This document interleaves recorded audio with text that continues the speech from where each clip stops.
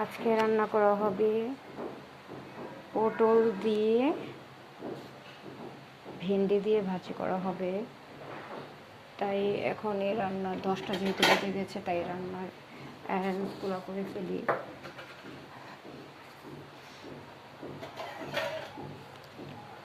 আর এখানে নিয়েছি মসুর ডাল, মেখা রান্না করা হবে, মেখে রান্না করবো আজকে। আর এখানে আছে পাঙ্গাস মাছ, লবণ দিয়ে মেথি দিয়ে রান্না করা হবে। তো চলো তাড়াতাড়ি এগুলো করে নিই। আর ভেন্ডিগুলো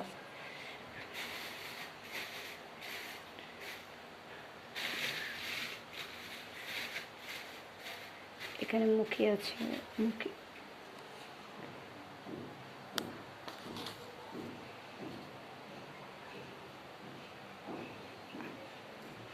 আজকে কিন্তু বাহিরে রোদ আছে।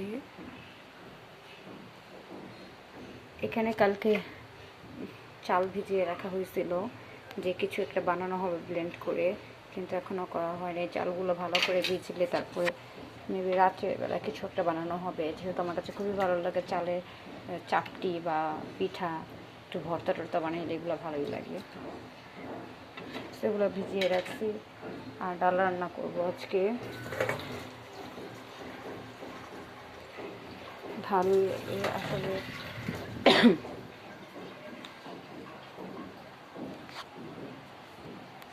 মোটামুটি ঘরের সব কাজই হয়ে গেছে আলহামদুলিল্লাহ। যেহেতু অসুস্থ একটু, তো এর জন্য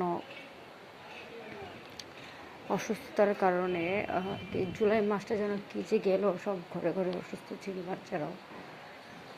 তো এখন আমি আমার যেমন ড্রয়িং রুমটা একটু অগোছালো, যেহেতু এখন তোমার বাড়ির কাজ চলতেছে।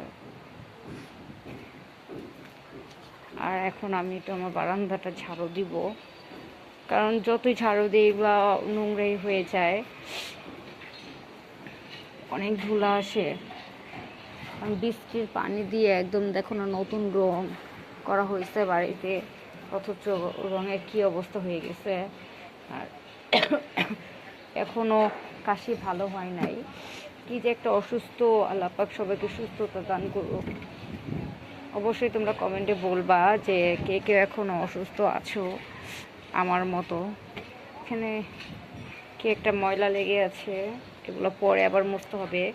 যেহেতু নিজের বাড়ির কাজ নিজেই করি, আমার শাশুড়ি আম্মাও করে, তাদের বাসটার কারণে এত বড় বাসা তো আর নিজে একা করা পসিবল না। সো এর জন্য মিলেমিশে কাজ করতে হয়।